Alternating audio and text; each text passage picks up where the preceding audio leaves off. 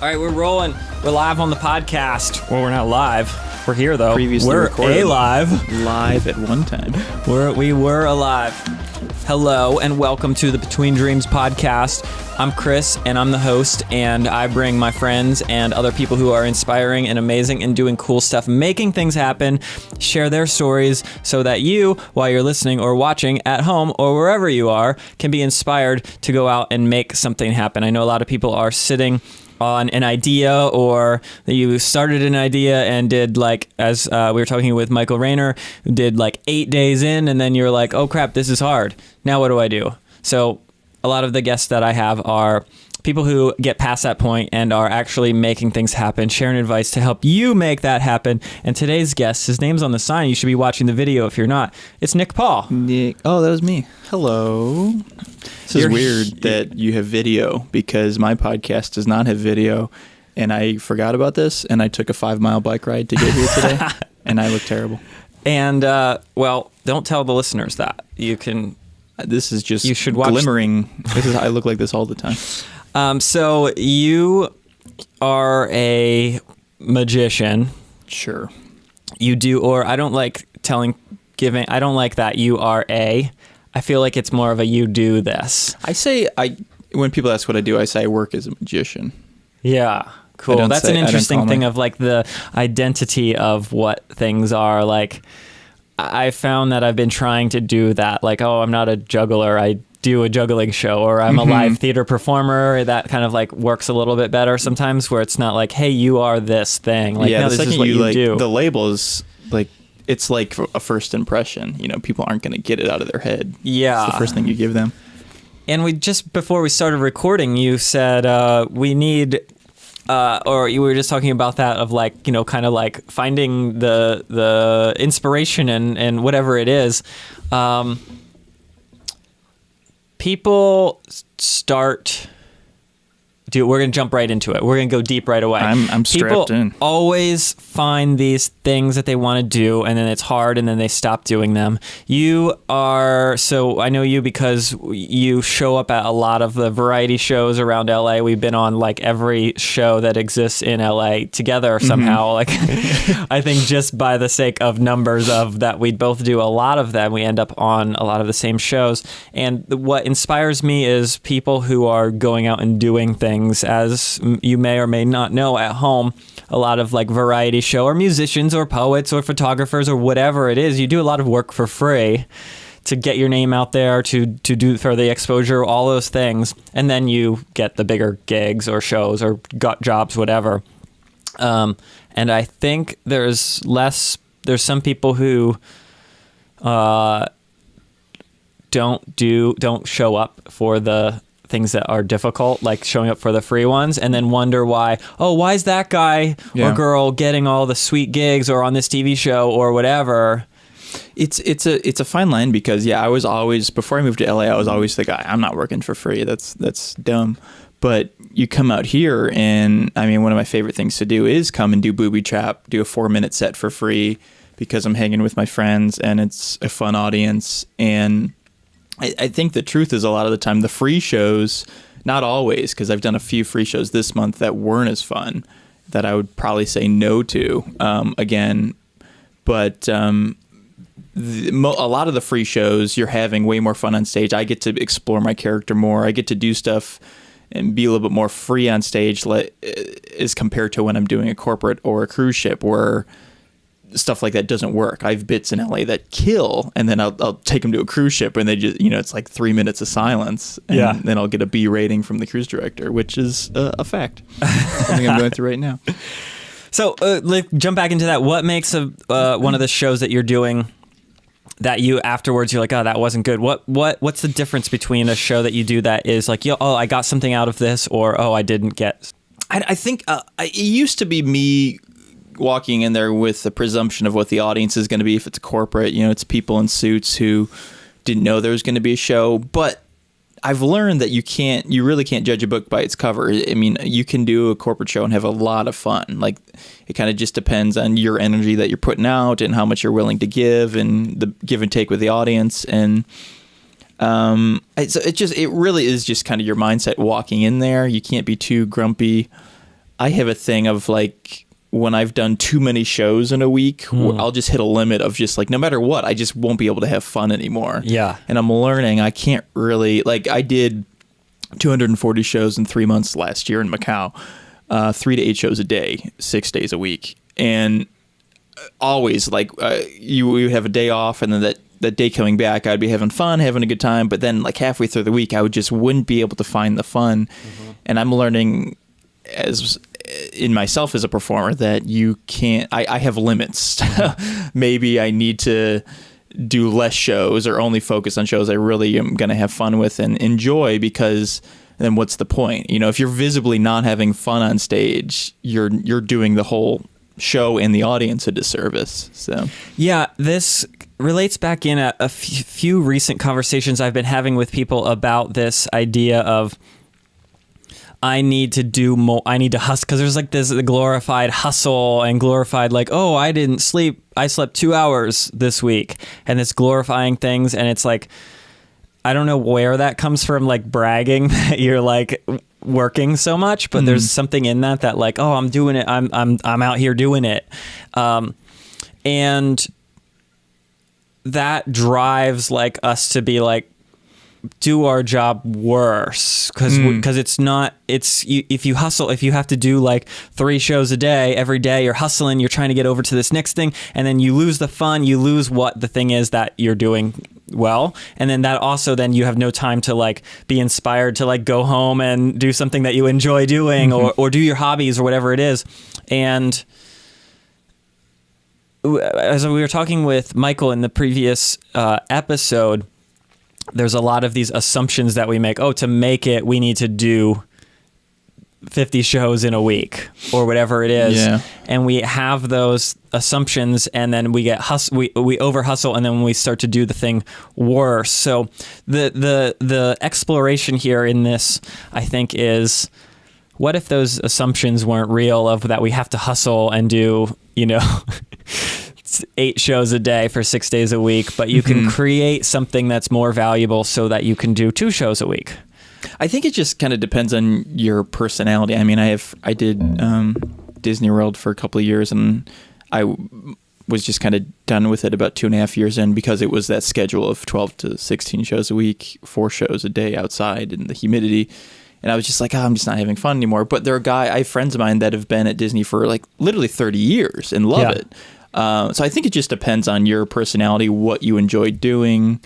I just get burnt out quickly. Like, I do enjoy doing, I'm a stage guy, but I do enjoy doing close up in like 30-minute segments. But it's weird. Once I hit that 30-40-minute mark, I just get burnt out and I'm not having fun anymore. It's just something the way I'm wired. And I think you just have to really spend some time figuring out what works for you. Like, there are comedians that'll go around town, especially in New York. They'll do like 3 to 5 sets a night. Yeah.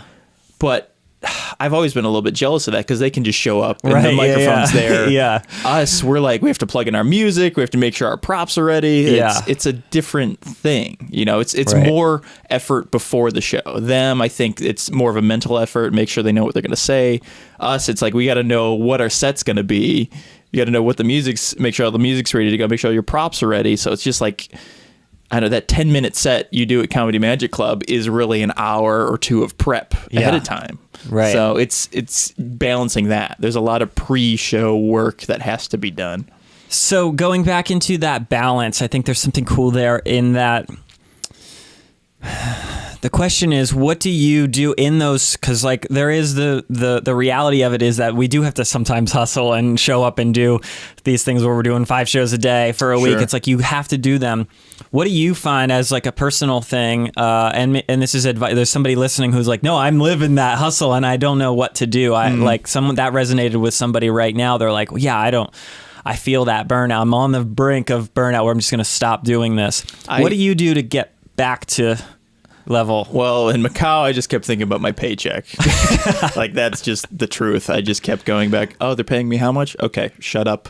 There are much harder jobs. Right. Just get it over. Like, a race to be, just show up every day, and then I'll be done soon. You're not in the army. You're not a teacher. You're not a policeman. You're doing magic shows. It's not that hard. It's just, there is a burn especially when you're just have a string of just audiences that aren't getting it or aren't Yeah. having as much fun. And once again, that comes back to me. I'm sure it was what I was putting out. You know, I'm sure visibly I wasn't having as much fun on the Saturday show as I was on the Monday show, just because, starting fresh. So I don't know, just remembering why you're there in the first place and remembering that, especially in that case or at Disney, I worked 2 years to get a contract at Disney. So on days when I really wasn't having fun, I had to remember, I worked really hard to get this. Like, I think a lot of people think it was just kind of handed to me, but it was like, no, I kept knocking on their door. I kept emailing the entertainment director of Disney monthly saying, hey, remember me? Hey, when's that contract coming up?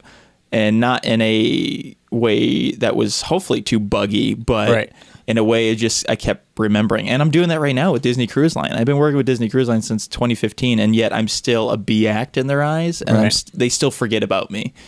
So unless I keep knocking on their door once a month or once every other month, they're going to forget about me. And that it would be nice for that to go away. But in going back to, if I'm not having fun on a ship, if it's an audience where sometimes like the more Caribbean ships aren't as much fun because it's, I don't know, there's no nice way to say it. The people are great, but sometimes they're not there to see entertainment. They're there to bake in the sun and chill and drink. And that's like kind of every cruise line, which is fine. And you have to adjust to that. That's the challenge that's being given to you. So if you're not having as much fun in a show and you're kind of like judging the audience, you have to just remember, I worked really hard to get here. This is just how the gig goes sometimes. And these people they could be having a great time. They're either not reacting as much, or my favorite is when they react to you as if, like, I don't know, you're not something special, which is kind of a funny thing of like you're saying bye to people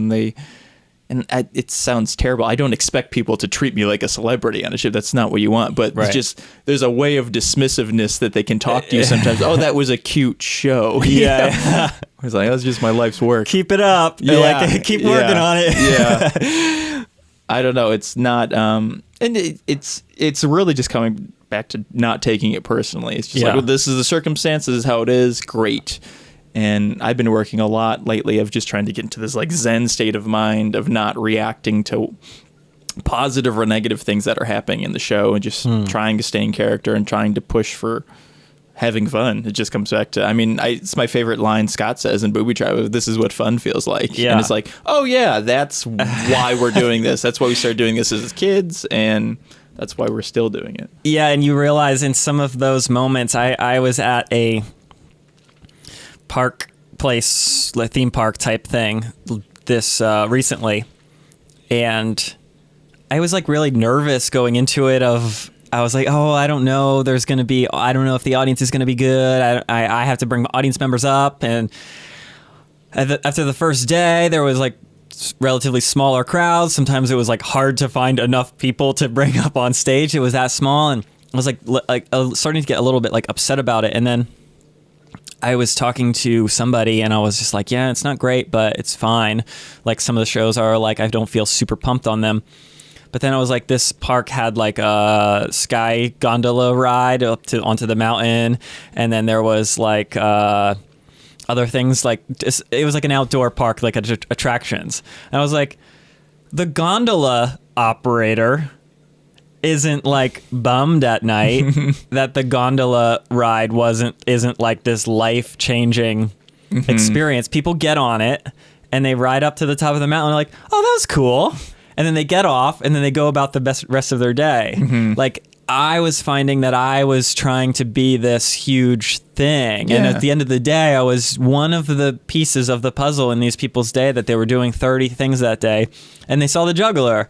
So it's like if their response was equal to the gondola, like the gondola operator is probably like, oh yeah, they liked it. Cool. Like it didn't like fall apart and nothing, no tragedy happened. And people were like, oh, that was cool. Like that's a success. And I think we're sometimes I know a lot of us are hard on ourselves. We're like, oh, this needed to be epic. This needed to be this. And we needed a line of people. Like, sometimes we do feel like it's like a celebrity, but like, were you as good as the water slide?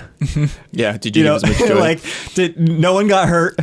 At the end, people were like smiling, having fun. Then like, that was a job well done. And take the pressure off. There's so much pressure. And to tie that back in off that tangent back into the thing, like, this is what fun feels like. Hey, it doesn't matter if you drop something or like if the magic trick like goes a little in a different direction or something. It's like, oh, this is fun. Yeah. It's not like we're not like operating on a human being or a living thing or something. It's just like fun. And even remembering that even Penn and Teller, like people buy tickets to that 30 minutes before the show. Like that's an afterthought in Vegas. Yeah.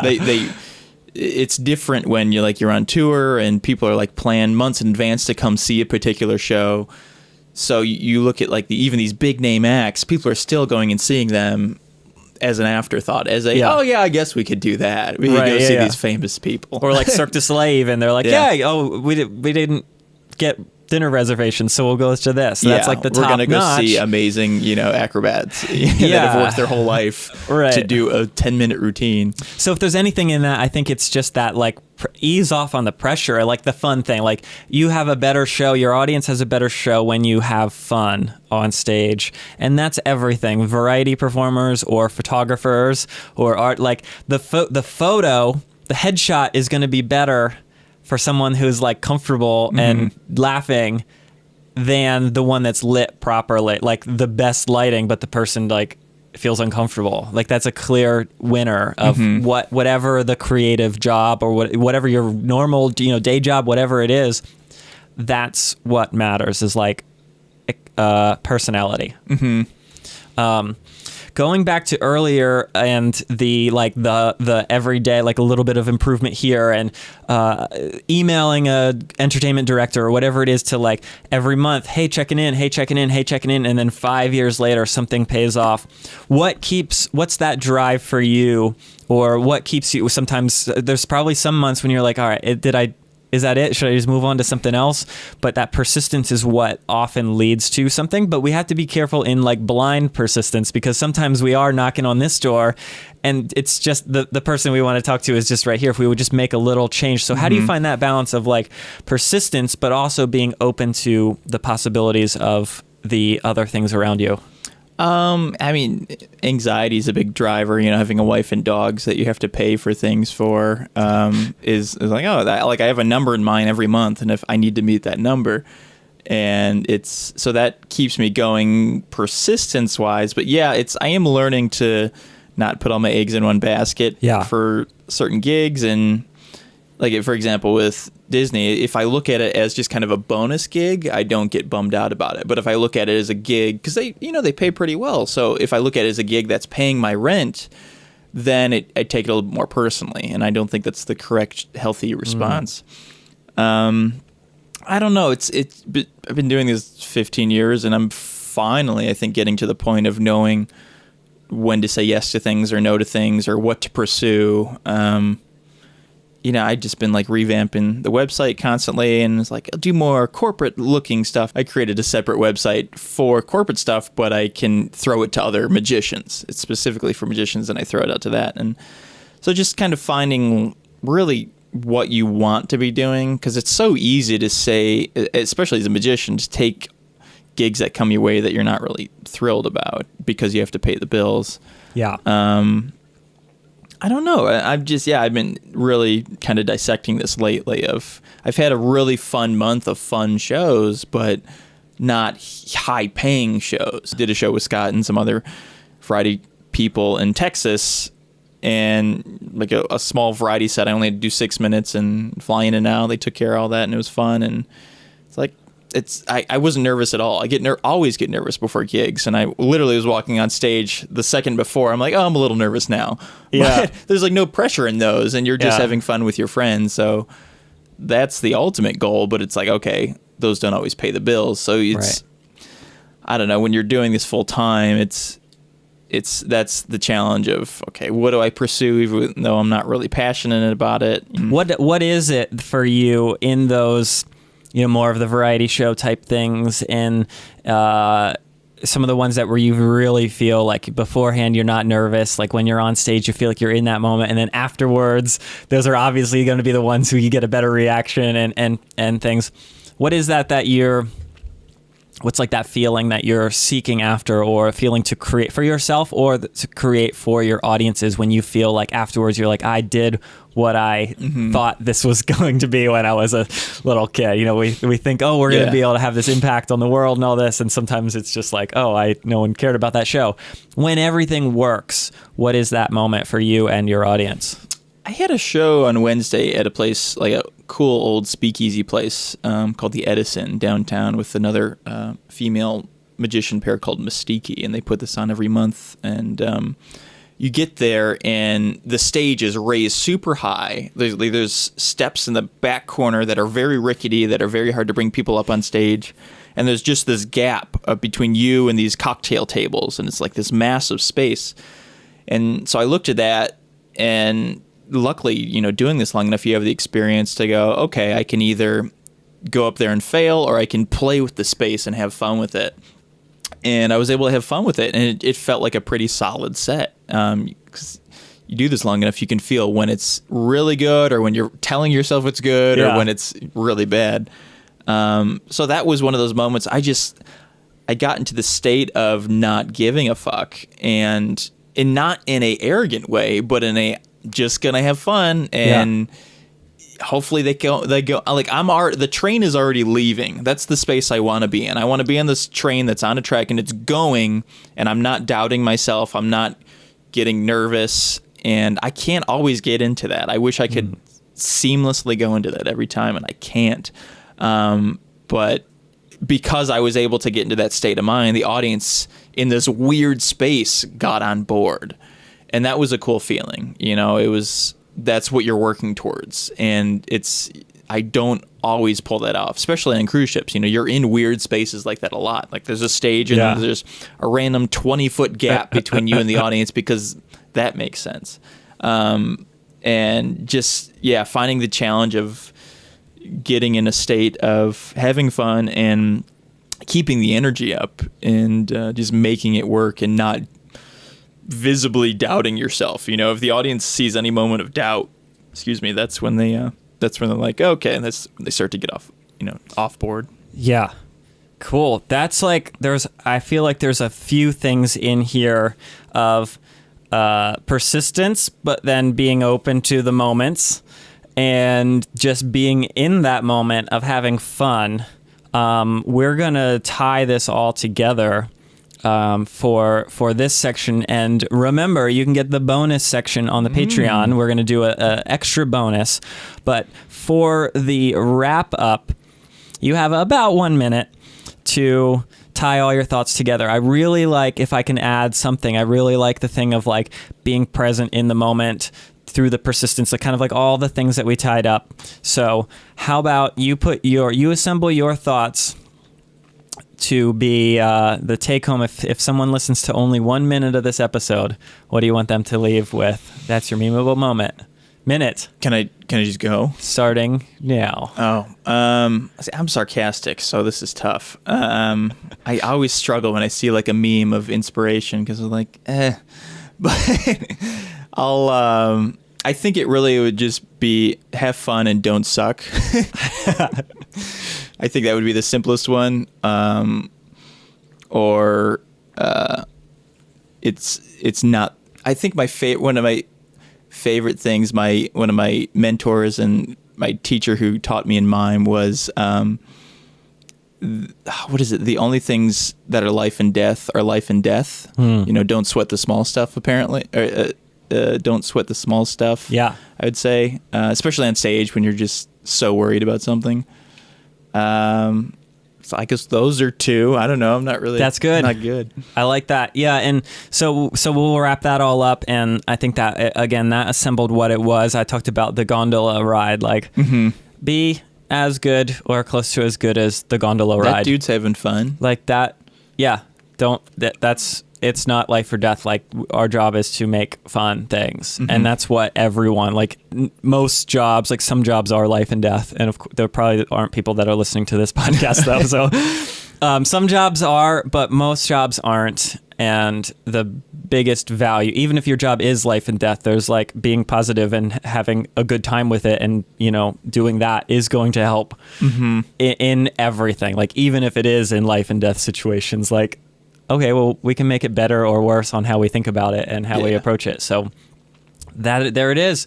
Where can people find you if we want to find more of your stuff, either in person or online? I'm on the interwebs at Nick Paul Magic. I have a podcast called Two Magicians, One Mic on Apple Podcasts, Google Play, all those spots. If you're interested, kind of similar to this, but we interview performers, and I have a co-host, and we kind of just dissect what we've been going through. We have a very popular section called the Macau Sessions that outlines our 3 months in China from the beginning to the end, and you just hear two performers slowly slip into madness doing 8 shows a day. We still get, like, came out almost a year and a half ago, and people still message me and say, hey, this was very helpful, thank you so much. So I would recommend listening to that if you're a performer. Everybody seems to enjoy that. That was just a therapeutic session for us. It really wasn't anything more beyond that. And then the website's nickpaulmagic.com. Cool. Thanks for joining, and swing on over to Patreon, where we're going to continue with more talking. All right. Goodbye.